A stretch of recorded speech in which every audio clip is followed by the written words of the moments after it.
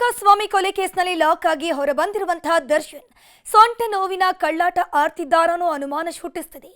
Court ವಿಚಾರಣೆಗೆ ಸೊಂಟದ ನೋವಿನ ನೆಪ ಹೇಳ್ತಿದ್ದ ದರ್ಶನ್ ಸ್ನೇಹಿತನ ಸಿನಿಮಾವನ್ನ ಬಿಂದಾಸ್ ಆಗಿ ನೋಡಿದ್ದಾರೆ. ಕೋರ್ಟ್ಗೆ ಚಕ್ಕರ್, ಸಿನಿಮಾಗೆ ಹಾಜರ್. ಸಾಕ್ಷಿ ಮೇಲೆ ಪ್ರಭಾವ ಬೀರಿದ್ರ ದರ್ಶನ್.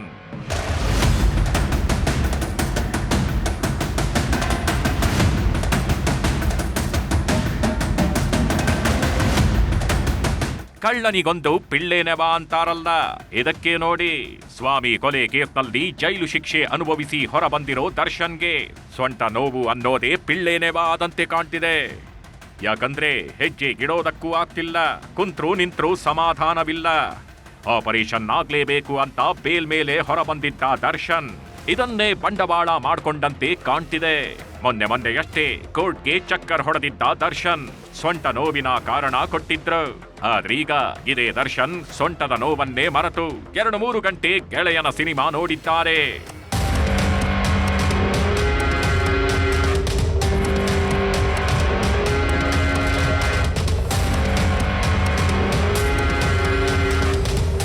ಕೋರ್ಟ್ನಲ್ಲಿ ರೇಣುಕಾಸ್ವಾಮಿ ಕೊಲೆ ಪ್ರಕರಣದ ಟ್ರಯಲ್ ನಡೆಯುತ್ತಿದೆ.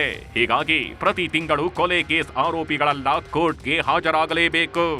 ಆದ್ರೆ 2 ದಿನದ ಹಿಂದೆ ನಡೆದ ವಿಚಾರಣೆಗೆ ಗೈರಾಗಿದ್ದ ದರ್ಶನ್ ಬೆನ್ನು ನೋವಿನ ಸಮಸ್ಯೆ ಇದೆ ಅಂತ ವಿನಾಯಿತಿ ಕೋರಿದ್ರು. ಇದರಿಂದ ಗರಂ ಆಗಿದ್ದ ನ್ಯಾಯಾಧೀಶರು ಮತ್ತೊಮ್ಮೆ ಗೈರಾಗದಂತೆ ಎಚ್ಚರಿಕೆಯನ್ನು ಕೊಟ್ಟಿದ್ರು. ಜೊತೆಗೆ ಕೊಲೆ ಕೇಸ್ನ ವಿಚಾರಣೆಗೆ ಯಾರೂ ತಪ್ಪಿಸಿಕೊಳ್ಳುವಂತಿಲ್ಲ ಅಂತ ಸೂಚನೆ ಕೊಟ್ಟಿದ್ರು.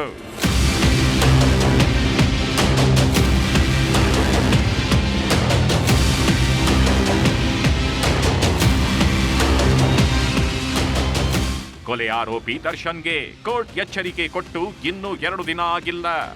ಅಷ್ಟರಲ್ಲೇ ಗೆಳೆಯ ಧನ್ವೀರ್ ಸಿನಿಮಾ ನೋಡೋದಕ್ಕೆ ಗ್ರ್ಯಾಂಡ್ ಎಂಟ್ರಿ ಕೊಟ್ಟಿದ್ರು. 2-3 ಗಂಟೆ ಥಿಯೇಟರ್ನಲ್ಲೇ ಕೂತು ಸಿನಿಮಾ ನೋಡಿದ್ರು. ಇಷ್ಟೊತ್ತು ಸಿನಿಮಾ ನೋಡೋದಕ್ಕೆ ಬಾರದ ಸೊಂಟದ ನೋವು ಕೋರ್ಟ್ ವಿಚಾರಣೆ ಸಮಯದಲ್ಲೇ ಜಾಸ್ತಿ ಆಗುತ್ತಾ ಅಂತ ಜನ ಚರ್ಚೆ ಮಾಡೋದಕ್ಕೆ ಶುರು ಮಾಡಿದ್ದಾರೆ. ಇದನ್ನೇ ಅಸ್ತ್ರವಾಗಿಟ್ಕೊಂಡು ಎಸ್ಪಿಪಿ ಕೋರ್ಟ್ ಗಮನಕ್ಕೆ ತರೋ ಸಾಧ್ಯತೆ ಇದೆ.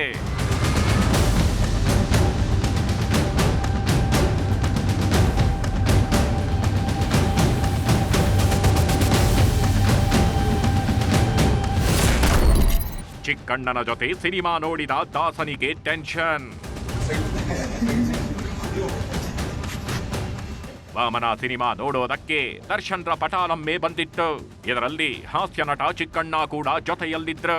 ಇಬ್ರು ಕೂಡ ಅಕ್ಕಪಕ್ಕ ಕೂತ್ಕೊಂಡು 2-3 ಗಂಟೆ ಸಿನಿಮಾ ನೋಡಿದ್ರು. ಇದೇ ಈಗ ದೊಡ್ಡ ವಿವಾದ ಸೃಷ್ಟಿಸಿದೆ. ರೇಣುಕಾಸ್ವಾಮಿ ಕೊಲೆ ಕೇಸ್ನಲ್ಲಿ ಚಿಕ್ಕಣ್ಣ ಕೂಡ ಪ್ರಮುಖ ಸಾಕ್ಷಿದಾರ. ಆದ್ರೀಗ ಇದೇ ಚಿಕ್ಕಣ್ಣನ ಜೊತೆ ದರ್ಶನ್ ಓಡಾಡ್ತಿರೋದು ನೋಡಿದ್ರೆ ಸಾಕ್ಷಿಗಳ ಮೇಲೆ ಪ್ರಭಾವ ಬೀರಿದಂತಾಗತ್ತಲ್ವಾ ಅನ್ನೋ ಪ್ರಶ್ನೆ ಮೂಡಿದೆ. ಈ ಹಿಂದೆ ದರ್ಶನ್ ಜೈಲಿನಲ್ಲಿದ್ದಾಗ ಪರಪ್ಪನ ಅಗ್ರಹಾರಕ್ಕೆ ಹೋಗಿದ್ದ ಚಿಕ್ಕಣ್ಣ ದರ್ಶನ್ರ ಆರೋಗ್ಯ ವಿಚಾರಿಸಿ ಬಂದಿದ್ರು. ಹೀಗಾಗಿ ಚಿಕ್ಕಣ್ಣನಿಗೆ ನೋಟಿಸ್ ಕೊಟ್ಟಿದ್ದ ಖಾಕಿ ಪಡೆ ವಿಚಾರಣೆಯನ್ನು ನಡೆಸಿತ್ತು. ಆದ್ರೀಗ ಕೊಲೆ ಕೇಸ್ನ ವಿಚಾರಣೆ ನಡೀತಿರೋ ಹೊತ್ತಲ್ಲೇ ಇಬ್ಬರು ಒಟ್ಟೊಟ್ಟಿಗೆ ಕಾಣಿಸಿಕೊಂಡಿದ್ದಾರೆ. ಹೀಗಾಗಿ ಈ ವಿಷಯವನ್ನು ಎಸ್ಪಿಪಿ ಕೋರ್ಟ್ ಗಮನಕ್ಕೆ ತರುವ ಸಾಧ್ಯತೆ ಇದೆ.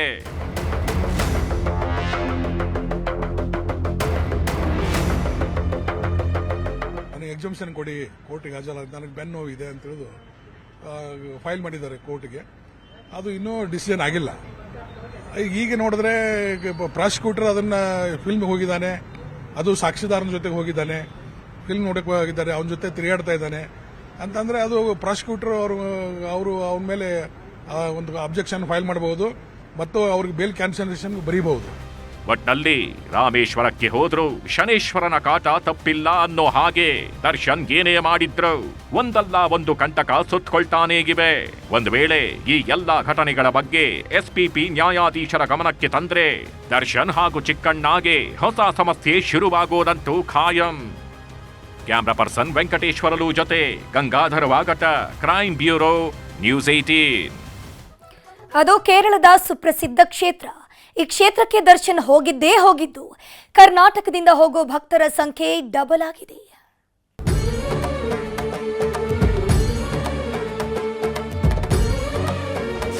ಪೂಜೆ ಪುನಸ್ಕಾರ ಅಂದ್ರೆ ಬರೀ ಇಷ್ಟಾರ್ಥ ಸಿದ್ಧಿಯಲ್ಲ, ದೇವರ ಮುಂದೆ ನಿಂತು ಧನ ಕನಕ ನೀಡಪ್ಪ ಅಂತ ಬೇಡ್ಕೊಳ್ಳೋದಷ್ಟೇ ಅಲ್ಲ, ಕೆಲವೊಂದು ದೇವಸ್ಥಾನಗಳಿವೆ, ಅಲ್ಲಿ ಶತ್ರುಗಳ ಬಲಿಯಾಗುತ್ತೆ. ಇಷ್ಟಾರ್ಥಗಳನ್ನ ನೆರವೇರಿಸೋದ್ರ ಜೊತೆಗೆ ಮಗ್ಗುಲ ಮುಳ್ಳಾಗಿ ಕಾಡೋರ ಬದುಕೆ ನರಕವಾಗುತ್ತೆ. ಯಾಕಂದ್ರೆ ಈ ಕ್ಷೇತ್ರಗಳ ಮಹಿಮೆಯೇ ಅಂಥದ್ದು. ಶತ್ರುನಾಶಕ್ಕೆ ಫೇಮಸ್ ಆದ ದೈವಸ್ಥಾನಗಳಿವು.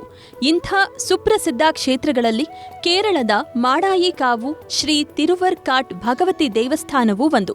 ಈ ದೇವಸ್ಥಾನದಲ್ಲಿ ಶತ್ರು ಯಾಗ ಮಾಡಿಸಿದ್ರೆ ಮುಗಿದೇ ಹೋಯ್ತು.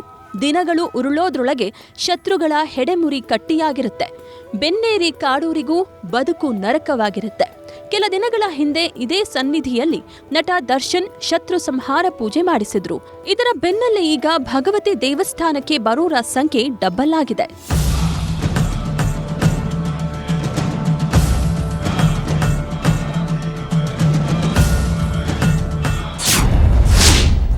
ದರ್ಶನ್ ಹೋಗಿ ಬಂದ ಮೇಲೆ ಹೆಚ್ಚಾಯ್ತು ಭಕ್ತರ ಸಂಖ್ಯೆ. ಭಗವತಿ ಸನ್ನಿಧಿಯಲ್ಲಿ ದುಪ್ಪಟ್ಟಾದ ಶತ್ರು ಸಂಹಾರ ಪೂಜೆ. ರೇಣುಕಾಸ್ವಾಮಿ ಕೊಲೆ ಕೇಸ್ನಲ್ಲಿ ದರ್ಶನ್ ಜೈಲು ಸೇರಿದ್ದೇ ಸೇರಿದು ಸ್ನೇಹಿತರಂತಿದ್ದವರೇ ಶತ್ರುಗಳಾಗಿದ್ರು. ಜೊತೆಗಿದ್ದವರೇ ದರ್ಶನ್ ಪಾಲಿಗೆ ಕಂಟಕವಾಗಿದ್ರು. ಬರೋಬ್ಬರಿ 6-7 ತಿಂಗಳು ಸೆರೆವಾಸ ಅನುಭವಿಸಿದ ದರ್ಶನ್ ಇವತ್ತಿಗೂ ಕೂಡ ಪಡಬಾರದ ಕಷ್ಟಪಡ್ತಿದ್ದಾರೆ. ರೇಣುಕಾಸ್ವಾಮಿ ಕೇಸ್ನಿಂದ ಹೊರಬಂದ್ರೆ ಸಾಕು ಅಂತ 10 ದೇವಸ್ಥಾನ ಸುತ್ತಾಡ್ತಿದ್ದಾರೆ. ಇದರ ಮಧ್ಯೆಯೇ ಕುಟುಂಬ ಸಮೇತ ಕೇರಳಕ್ಕೆ ಹೋಗಿದ್ದ ದರ್ಶನ್ ಶತ್ರು ಸಂಹಾರ ಪೂಜೆ ಮಾಡಿಸಿದ್ರು. ಎಲ್ಲಾ ಕಾರ್ಯದಲ್ಲೂ ನನ್ನದೇ ಮೇಲುಗೈಯಾಗಲಿ, ಶತ್ರುಗಳ ಹಿಡಿತ ಸಂಹಾರವಾಗಲಿ ಅಂತ ಪೂಜಿಸಿ ಬಂದಿದ್ರು. ಇದು ದೊಡ್ಡ ಸುದ್ದಿಯಾಗಿತ್ತು. ಇದರ ಬೆನ್ನಲ್ಲೇ ಈಗ ಕೇರಳದ ಭಗವತಿ ದೇಗುಲಕ್ಕೆ ಹೋಗೋರ ಸಂಖ್ಯೆ ದುಪ್ಪಟ್ಟಾಗ್ತಿದೆ. ನಮ್ಮ ರಾಜ್ಯದ ಜನರೇ ಹೆಚ್ಚಾಗಿ ಕೇರಳ ಕಡೆ ಮುಖ ಮಾಡ್ತಿದ್ದಾರೆ.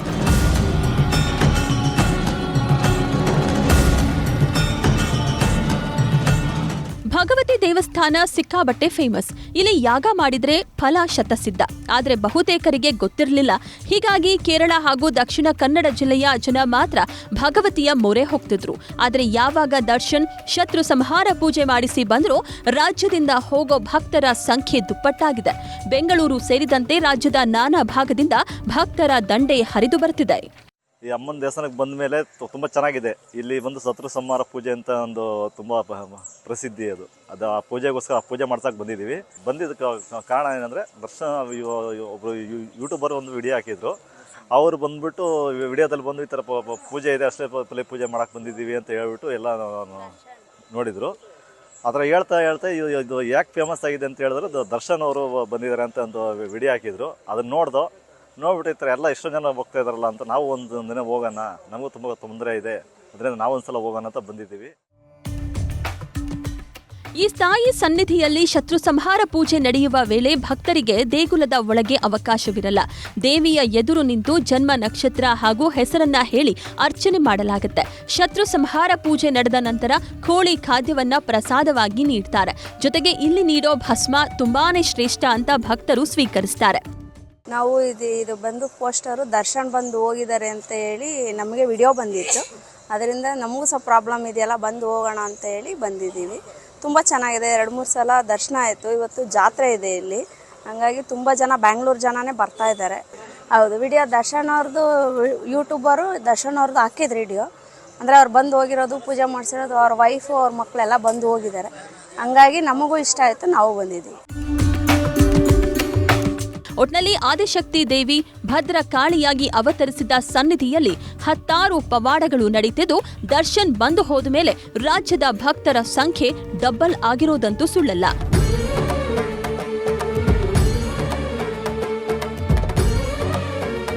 ಕಿಶನ್ ಶೆಟ್ಟಿ, ನ್ಯೂಸ್ 18 ಮಂಗಳೂರು. ಆತ ಹೇಳ್ಕೊಳ್ಳೋದಕ್ಕೆ ಕಾಂಗ್ರೆಸ್ನ ನಾಯಕ, ಆದರೆ ಆತ ಹರಿಬಿಟ್ಟ ಒಂದೇ ಒಂದು ವಿಡಿಯೋ ಸೋಷಿಯಲ್ ಮೀಡಿಯಾದಲ್ಲಿ ಬೆಂಕಿ ಹಚ್ಚಿದೆ. ವಕ್ಫ್ ಬಿಲ್ ವಿರುದ್ಧ ಸಿಡಿದೆದ್ದವ ಊರೂರಲ್ಲಿ ಹೆಣ ಉರುಳಿಸಿ ಅಂತ ಕರೆ ಕೊಟ್ಟಿದ್ದಾನೆ. प्रोटेस्टां करने से सीएम को देने से क्या भी फायदा नहीं है। चलाओ मरो, जान की आहुति देना, बस्सां जलाना, ट्रेना जलाना। ವಕ್ಫ್ ಬಿಲ್ಗೆ ವಿರೋಧ ಬೆಂಕಿ ಹಚ್ಚಲು ಕೊಟ್ಟ ಕರೆ. ಒಂದೂರಲ್ಲಿ ಸಾಯ್ಬೇಕಂತೆ 8ರಿಂದ 10 ಜನ. ವಕ್ಫ್ ಬಿಲ್ಗೆ ಕೇಂದ್ರ ಸರ್ಕಾರ ತಿದ್ದುಪಡಿ ತಂದಿದ್ದು ದೇಶಾದ್ಯಂತ ದೊಡ್ಡ ಚರ್ಚೆ ಆಗ್ತಿದೆ. ಕೆಲವರಂತೂ ಕೇಂದ್ರದ ನಿರ್ಧಾರಕ್ಕೆ ಉರಿದುರಿದು ಬೀಳುತ್ತಿದ್ದಾರೆ. ಇದರ ಬೆನ್ನಲ್ಲೇ ಈಗ ಕಾಂಗ್ರೆಸ್ ಸದಸ್ಯನೊಬ್ಬ ಬೆಂಕಿ ಹಚ್ಚೋ ಹೇಳಿಕೆ ಕೊಟ್ಟಿದ್ದಾನೆ. ಪ್ರತಿಭಟನೆ ಮಾಡೋದ್ರಿಂದ ಏನೂ ಆಗಲ್ಲ, ಬಸ್ಸು ಟ್ರೈನ್ಗೆ ಬೆಂಕಿ ಇಡಿ, ಯುವಕರು ಬೀದಿಗಿಳಿದು ಗಲಾಟೆ ಮಾಡಿ, ಪ್ರತಿ ಊರಲ್ಲೂ ಏನಿಲ್ಲ ಅಂದ್ರೂ 8 ರಿಂದ 10 ಜನ ಸಾಯ್ಬೇಕು ಅಂತ ದಂಗೆ ಏಳೋ ಹೇಳಿಕೆ ನೀಡಿದ್ದಾನೆ. ಹೆಸರು ಅಹ್ಮದ್ ಕಬೀರ್ ಖಾನ್ ಅಂತ. ವಕ್ಫ್ ವಿಷಯವಾಗಿ ಪ್ರಚೋದನಕಾರಿ ವಿಡಿಯೋ ಮಾಡಿದ ಕಬೀರ್ ಖಾನ್ ಮಾತಿಗೂ ಬೆಂಕಿ ಉಗುಳಿದ್ದಾನೆ. ಕೈಯಲ್ಲಿ ಬಾವುಟ ಹಿಡಿದು ಹೋರಾಟ ಮಾಡಿದ್ರೆ ಯಾರೂ ಕೇಳಲ್ಲ, ವಕ್ಫ್ ಕಾಯ್ದೆ ತಿದ್ದುಪಡಿ ವಾಪಸ್ ಪಡೆಯಬೇಕು ಅಂದ್ರೆ ಬಂದ್ ಮಾಡಿ, ಬೆಂಕಿ ಇಡಿ, ಜೊತೆಗೆ ಜನರನ್ನೂ ಬಲಿ ಕೊಡಬೇಕು, ಸಾಯೋಕ್ಕೂ ರೆಡಿಯಾಗಿರಬೇಕು ಅಂತ ವಿವಾದಾತ್ಮಕ ವಿಡಿಯೋ ಮಾಡಿ ಸೋಷಿಯಲ್ ಮೀಡಿಯಾದಲ್ಲಿ ಅಪ್ಲೋಡ್ ಮಾಡಿದ್ದಾನೆ.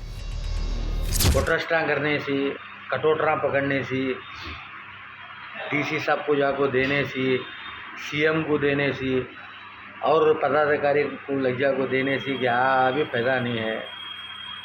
रास्ते पर उतरना ज़रूरी है. चलाओ, मरो, जान की आहुति देना.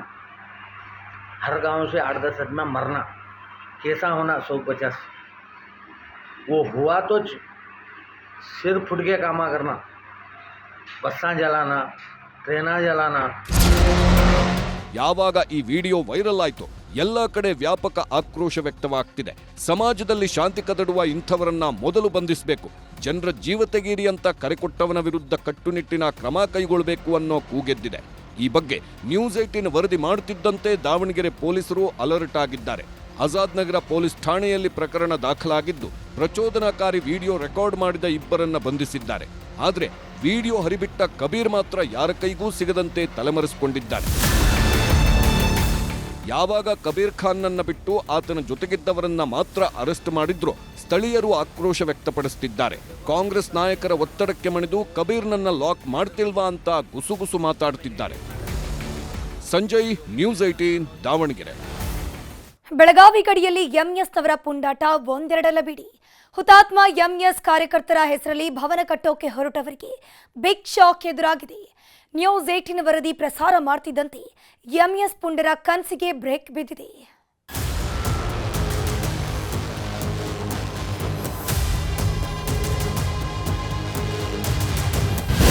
ಹುತಾತ್ಮ ಭವನ ಹೆಸರಲ್ಲಿ ಬೆಂಕಿ ಹಚ್ಚಿತ್ತು ಎಂಇಎಸ್. ಸಿಡಿದೆದ್ದ ಕನ್ನಡಿಗರು. ನ್ಯೂಸ್ 18 ವರದಿ ಬೆನ್ನಲ್ಲೇ ಬ್ರೇಕ್.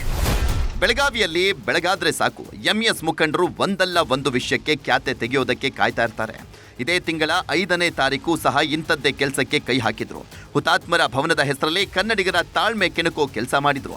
ಯಾವಾಗ ಇದು ಕನ್ನಡಪರ ಹೋರಾಟಗಾರರಿಗೆ ಗೊತ್ತಾಯಿತು, ಜಿಲ್ಲಾಧಿಕಾರಿಗಳ ಗಮನಕ್ಕೆ ತಂದಿದ್ರು. ನ್ಯೂಸ್ 18 ಕೂಡ ಈ ಬಗ್ಗೆ ನಿರಂತರ ವರದಿಯನ್ನ ಪ್ರಸಾರ ಮಾಡಿತ್ತು.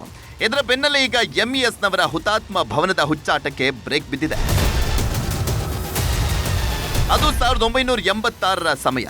ಸೀಮಾ ಲಡಾಯಿ ಹೆಸರಲ್ಲಿ ಶರದ್ ಪವಾರ್ ಬೃಹತ್ ಹೋರಾಟಕ್ಕೆ ಕರೆ ಕೊಟ್ಟಿದ್ರು. ಅಂದು ಬೆಳಗಾವಿಗೆ ನುಗ್ಗಿ ಬಂದಿದ್ದಂತ ನೂರಾರು ಮಹಾರಾಷ್ಟ್ರ ಮುಖಂಡರು ಬೆಂಕಿ ಹಚ್ಚುವಂತ ಕೆಲಸವನ್ನು ಮಾಡಿದ್ರು. ನೀರು ಪೂರೈಸುವಂತ ಪಂಪ್ಗೆ ಕಡ್ಡಿಗೀರುವ ಮೂಲಕ ಕನ್ನಡದ ಮಣ್ಣಲ್ಲಿ ಕೇಕೆಯನ್ನ ಹಾಕಿದ್ರು. ಪರಿಸ್ಥಿತಿ ವಿಕೋಪಕ್ಕೆ ಹೋಗ್ತಾ ಇದ್ದಂತೆ ಪೊಲೀಸರು ನಡೆಸಿದಂತ ಗೋಲಿಬಾರ್ನಲ್ಲಿ 9 ಮಂದಿ ಎಂಇಎಸ್ ಕಾರ್ಯಕರ್ತರು ಸಾವನ್ನಪ್ಪಿದ್ರು. ಇದರಿಂದ ಸಿಟ್ಟಿಗೆದ್ದಿದ್ದಂತ ಎಂಇಎಸ್ ಪಡೆ ಪೊಲೀಸ್ ಸಿಬ್ಬಂದಿಗೂ ಬೆಂಕಿ ಹಚ್ಚುವಂತ ಪ್ರಯತ್ನವನ್ನು ಮಾಡಿದ್ರು. ಹೀಗೆ 1986ರಲ್ಲಿ ರಾಜ್ಯ ವಿರೋಧಿ ಚಟುವಟಿಕೆಯಲ್ಲಿ ಪ್ರಾಣ ಬಿಟ್ಟವರಿಗೆ ಈಗ ಹುತಾತ್ಮ ಭವನ ಕಟ್ಟೋದಕ್ಕೆ ಎಂಇಎಸ್ ಮುಂದಾಗಿತ್ತು. ಹೆಂಡಲಗ ಗ್ರಾಮದ 11 ಗುಂಟೆ ಜಾಗದಲ್ಲಿ ಯಾವುದೇ ಅನುಮತಿಯನ್ನ ಪಡೆಯದೆ, ಭೂ ಪರಿವರ್ತನೆಯನ್ನ ಮಾಡದೆ ಭವನ ನಿರ್ಮಾಣಕ್ಕೆ ಕೈ ಹಾಕಿದ್ರು. ಯಾವಾಗ ಅಡಿಗಲ್ಲು ಪೂಜೆ ಮಾಡಿದ್ರು, ಕನ್ನಡಿಗರು ಕೆರಳಿ ಕೆಂಡವಾಗಿದ್ರು. ಪಂಪಿಂಗ್ ಸ್ಟೇಷನ್ ಬೆಂಕಿ ಅವರು ಸುಡು ಕಾಲಕ್ಕನ ಅಂದಿನ SP ಆಗಿದ್ದಂಥ ಕೆ ನಾರಾಯಣ ಸಾಹೇಬರು ಆ ಗೋಲಿಬಾರಕ್ಕೆ ಆದೇಶ ಮಾಡಿದಾಗ 9 ಮಂದಿ ಸತ್ರು. ಅವರು ಹುತಾತ್ಮರು ಅಂತ ಇವ್ರು ಬಿಂಬಿಸಲಿಕ್ಕೆ ಪ್ರತಿ ವರ್ಷ ಪ್ರಯತ್ನ ಮಾಡ್ತಾರೆ ಎಂಇಎಸ್ನವರು. ಅವ್ರು ಹುತಾತ್ಮರು ಅಂತೇಳಿ 86ರಿಂದ ನಡೆದೈತಿದ್ದು. ಕಡೆಗೆ ಅವರು ಪ್ರತಿ ವರ್ಷ ಪೂಜೆ ಮಾಡ್ಕೋತಾರೆ ಬಿಡೋದು ನಾವು ಅಂದೇವಿ. ಸತ್ತವ್ರನ್ನೆಲ್ಲ ಫೋಟೋ ಹಾಕೋದು, ಅವರೊಂದು ಸಾಕ್ಷಿ ಚಿತ್ರ ನಿರ್ಮಾಣ ಮಾಡೋದು, ಅದನ್ನು ತೋರಿಸುವಂಥ, ಅದನ್ನು ಕರ್ನಾಟಕ ವಿರೋಧಿ, ಬೆಳಗಾವಿ ಜಿಲ್ಲಾಡಳಿತ ವಿರೋಧಿ ಕೇಂದ್ರವನ್ನಾಗಿ ಮಾಡೋದು, ಅದನ್ನು ಅವ್ರು ಮರಾಠಿಗರನ್ನು ಪ್ರಚೋದನೆ ಮಾಡಿ ತಮ್ಮ ಗಡಿವಾದನ್ನು ಜೀವಂತ ಇಡೋ ಪ್ರಯತ್ನ ಅವ್ರು ಮಾಡ್ತಾ ಇದ್ದಾರೆ. ಯಾವಾಗ ಕನ್ನಡ ಪರ ಹೋರಾಟಗಾರರು ಸಿಡಿದೆದ್ರು, ಬೆಳಗಾವಿ ಜಿಲ್ಲಾಧಿಕಾರಿ ಅಲರ್ಟ್ ಆಗಿದ್ದಾರೆ. ಕಟ್ಟಡ ನಿರ್ಮಾಣಕ್ಕೆ ಯಾವುದೇ ಅನುಮತಿ ಪಡೆದಿಲ್ಲ, ಹೀಗಾಗಿ ನೋಟಿಸ್ ಕೊಡ್ತಾ ಇದ್ದೇವೆ ಅಂತ ಹೇಳಿದ್ರು. ಜಾಗದ ಮೇಲೆ ಏನು ಕಟ್ಟಡ ಕಟ್ಟಲಿಕ್ಕೆ ಸಂಘದವರು ಹೊರಟಿದ್ದಾರೆ, ಅದಕ್ಕೆ ಯಾವುದೇ ಪರ್ಮಿಷನ್ ಇಲ್ಲ ಹಾಗೂ ಅದು ಬಿನ್ಶೇತಿಗೆ ಆಗಲಿಲ್ಲ ಅಂತ ಹೇಳಿ ನನ್ನ ಗಮನಕ್ಕೆ ಬಂದಿದೆ. ಈ ನಿಟ್ಟಿನಲ್ಲಿ ಇವತ್ತೇ ಅವರಿಗೆ ನೋಟಿಸ್ ಜಾರಿ ಮಾಡಿ without permission, without following regulations, without following rules ಯಾರು ಯಾವುದೇ ಚಟುವಟಿಕೆ ಮಾಡಲಿಕ್ಕೆ ಅವಕಾಶ ನಾವು ಕಲ್ಪಿಸ್ಕೊಡಲ್ಲ. ಗಡಿಭಾಗದ ಮರಾಠಿ ಭಾಷಿಕ ವಿದ್ಯಾರ್ಥಿಗಳಿಗೆ ವಿವಿ ಆಫರ್. ಕನ್ನಡಿಗರನ್ನ ಸೆಳೆಯೋದಕ್ಕೆ ಎಂಎಸ್ ಮಾಡ್ತಾ ಇರುವಂತ ಹುನ್ನಾರ ಒಂದೆರಡಲ್ಲ ಬಿಡಿ. ಗಡಿ ಸಮಸ್ಯೆ ಇರುವಂತ 165 ಗ್ರಾಮದ ವಿದ್ಯಾರ್ಥಿಗಳಿಗೆ ಶಿವಾಜಿ ವಿಶ್ವವಿದ್ಯಾಲಯ ಬಿಗ್ ಆಫರ್ ಅನ್ನ ಕೊಟ್ಟಿದೆ. ಮರಾಠಿ ಭಾಷಿಕ ವಿದ್ಯಾರ್ಥಿಗಳಿಗೆ 75% ಶುಲ್ಕ ವಿನಾಯಿತಿ ಜೊತೆಗೆ ಉಚಿತ ಹಾಸ್ಟೆಲ್ ಸೌಲಭ್ಯ ನೀಡೋದಾಗಿ ಆಫರ್ ಕೊಟ್ಟಿದ್ದಾರೆ. ಏಪ್ರಿಲ್ 22ರಂದು 3 ಕಡೆಗಳಲ್ಲಿ ಕಾರ್ಯಾಗಾರ ನಡೆಸುವುದಕ್ಕೆ ಪ್ಲಾನ್ ಅನ್ನು ಮಾಡಿದ್ದಾರೆ. ಉತ್ತರ ಕರ್ನಾಟಕದಲ್ಲೇ 5ಕ್ಕೂ ಹೆಚ್ಚು ವಿಶ್ವವಿದ್ಯಾಲಯಗಳಿದ್ದಾವೆ. ಆದರೂ ಕೂಡ ಆಫರ್ ಹೆಸರಲ್ಲಿ ಗಾಳ ಹಾಕುವಂತ ಕೆಲಸ ಮಾಡ್ತಿದ್ದಾರೆ. ಹುತಾತ್ಮರ ಭವನಕ್ಕೆ ಜಿಲ್ಲಾಡಳಿತ ಬ್ರೇಕ್ ಹಾಕ್ತಾ ಇದ್ದಂತೆ ಇತ್ತ ಆಫರ್ ಮೂಲಕ ವಿದ್ಯಾರ್ಥಿಗಳಿಗೆ ಆಮಿಷ ತೋರಿಸುವಂತ ಕೆಲಸವನ್ನು ಮಾಡ್ತಿದ್ದಾರೆ. ಹೀಗಾಗಿ ರಾಜ್ಯ ಸರ್ಕಾರ ಈ ಬಗ್ಗೆ ಯಾವ ಕ್ರಮ ಕೈಗೊಳ್ಳುತ್ತೆ ಕಾದು ನೋಡಬೇಕು. ಚಂದ್ರಕಾಂತ ಸುಗಂಧಿ, ನ್ಯೂಸ್ 18 ಬೆಳಗಾವಿ. ಉಡುಪಿಯ ಕೃಷ್ಣ ಮಠದಲ್ಲಿ ಪ್ರೀ ವೆಡ್ಡಿಂಗ್ ಫೋಟೋಶೂಟ್ ಮಾಡೋರಿಗೆ ಬ್ರೇಕ್ ಹಾಕಲಾಗಿದೆ. ಫೋಟೋಶೂಟ್ ಹೆಸರಲ್ಲಿ ಮೈಮರೆತಿದ್ದ ಜೋಡಿಗಳಿಗೆ ಮಠದ ಆಡಳಿತ ಮಂಡಳಿ ಶಾಕ್ ಕೊಟ್ಟಿದೆ. ಧಾರ್ಮಿಕ ಕ್ಷೇತ್ರಗಳಲ್ಲಿ ಅಪ್ಪಿ ಹಿಡ್ಕೊಳ್ಳೋದು, ಕಿಸ್ ಮಾಡುವಂತಹ ಶೂಟ್ಗಳನ್ನು ಮಾಡುವಾಗ ಅಲ್ಲಿಗೆ ಬರುವ ಭಕ್ತಾದಿಗಳಿಗೆ ಇರುಸುಮುರುಸುವಾಗುವ ಸಂಭವ ಇದೆ. ಈಗೀಗೆಲ್ಲ ಮದುವೆ ಅನ್ನೋದು ಆಡಂಬರವಾಗಿ ಹೋಗಿದೆ. ತಾಳಿ ಕಟ್ಟೋಕ್ಕೂ ಮೊದಲೇ ಹುಡುಗ ಹುಡುಗಿ ಕೈ ಹಿಡ್ಕೊಂಡು ಪ್ರೇಮ ಗೀತೆ ಹಾಡ್ತಾರೆ. ಪ್ರೀ ವೆಡ್ಡಿಂಗ್ ಫೋಟೋಶೂಟ್ ಹೆಸರಲ್ಲಿ ಭರ್ಜರಿ ಲೊಕೇಶನ್ಗೆ ಹೋಗಿ ಫೋಟೋಗೆ ಪೋಸ್ ಕೊಡ್ತಾರೆ. ಪ್ರೀ ವೆಡ್ಡಿಂಗ್ ಫೋಟೋಶೂಟ್ ಇಲ್ಲ ಅಂದರೆ ಮದುವೆಗೆ ಅರ್ಥನೇ ಇಲ್ಲ ಅನ್ನೋ ಹಾಗೆ ಫುಲ್ ವಿಡಿಯೋ ಝಲಕ್ ಮಾಡ್ಕೊಂಡು ಬರ್ತಾರೆ. ಹೀಗಾಗಿ ಮದುವೆ ಸೀಸನ್ ಬಂತಂದ್ರೆ ಉಡುಪಿಯ ಶ್ರೀಕೃಷ್ಣ ಮಠದ ಅಂಗಳದಲ್ಲಿ ಬರೀ ಜೋಡಿಗಳೇ ಕಣ್ಣಿಗೆ ಬೀಳ್ತಾರೆ. ಮುಂಜಾನೆ ಶುರುವಾದ್ರೆ ಇಳಿ ಸಂಜೆವರೆಗೂ ಕೈ ಹಿಡ್ಕೊಂಡು ಪೋಸ್ ಕೊಡ್ತಿರ್ತಾರೆ. ಆದರೆ ಇನ್ಮೇಲೆ ಇದಕ್ಕೆಲ್ಲ ಅವಕಾಶ ಇರಲ್ಲ. ಉಡುಪಿಯ ಶ್ರೀಕೃಷ್ಣ ಮಠದಲ್ಲಿ ಪ್ರೀ ವೆಡ್ಡಿಂಗ್ ಫೋಟೋಶೂಟ್ಗೆ ಬ್ರೇಕ್ ಬಿದ್ದಿದೆ.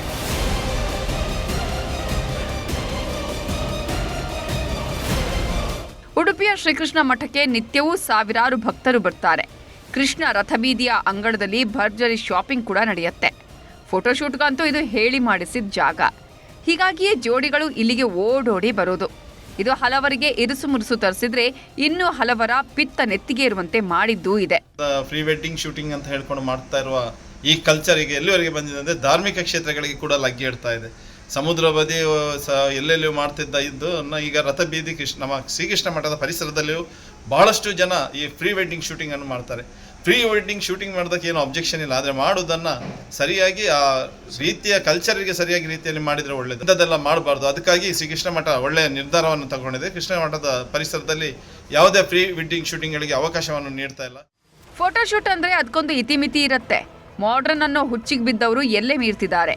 ಇತ್ತೀಚೆಗೆ ಇಲ್ಲೊಂದು ಜೋಡಿ ಪ್ರೀ ವೆಡ್ಡಿಂಗ್ ಶೂಟ್ ಹೆಸರಲ್ಲಿ ಸರಸ ಸಲ್ಲಾಪದ ವಿಡಿಯೋ ಶೂಟ್ ಮಾಡ್ತಿತ್ತು. ಇದು ಪುತ್ತಿಗೆ ಮಠದ ಸುಗುಣೇಂದ್ರ ತೀರ್ಥ ಯತಿಗಳ ಕಣ್ಣಿಗೆ ಬಿದ್ದಿತ್ತು. ಹೀಗಾಗಿಯೇ ಈಗ ಈ ಪ್ರೀ ವೆಡ್ಡಿಂಗ್ ಫೋಟೋಶೂಟ್ ಹಾವಳಿಗೆ ಬ್ರೇಕ್ ಹಾಕಿದ್ದಾರೆ.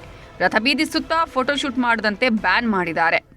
ನಮ್ಮದೇ ಆದ ಒಂದು ಸ್ವಾರ್ಥದಲ್ಲಿ, ನಮ್ಮದೇ ಆದಂಥ ಒಂದು ಕಲ್ಪನೆಯಲ್ಲಿ ಆ ವಿಡಿಯೋ ಮಾಡುವಂಥದ್ದು, ಅದರಲ್ಲೂ ಕೂಡ ಅತ್ಯಂತ ಅಶಾಸ್ತ್ರೀಯವಾದಂತಹ ವಿಡಿಯೋಗಳನ್ನು ಮಾಡುವ ಮೂಲಕ ಯಾತ್ರಿಕರು ಆಗಮಿಸುವವರಿಗೆ, ಪೀಠಾಧಿಪತಿಗಳಿಗೆ ಅವರಿಗೆಲ್ಲ ಮುಜುಗರವಾಗುವ ಹಾಗೆ ಎಷ್ಟೋ ಜನ ತಲೆ ತಗ್ಗಿಸಿ ನಡೆಯುವಂತಹದ್ದು ಕೂಡ ನಮ್ಮ ಗಮನಕ್ಕೆ ಬಂದಿದೆ.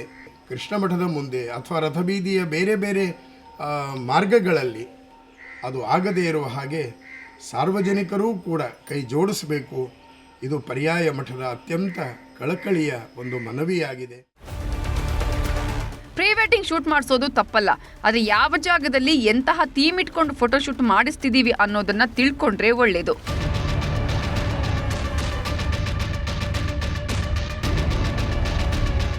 ಗಣೇಶ ಸೈಬ್ರಕಟ್ಟೆ, ನ್ಯೂಸ್ 18 ಉಡುಪಿ.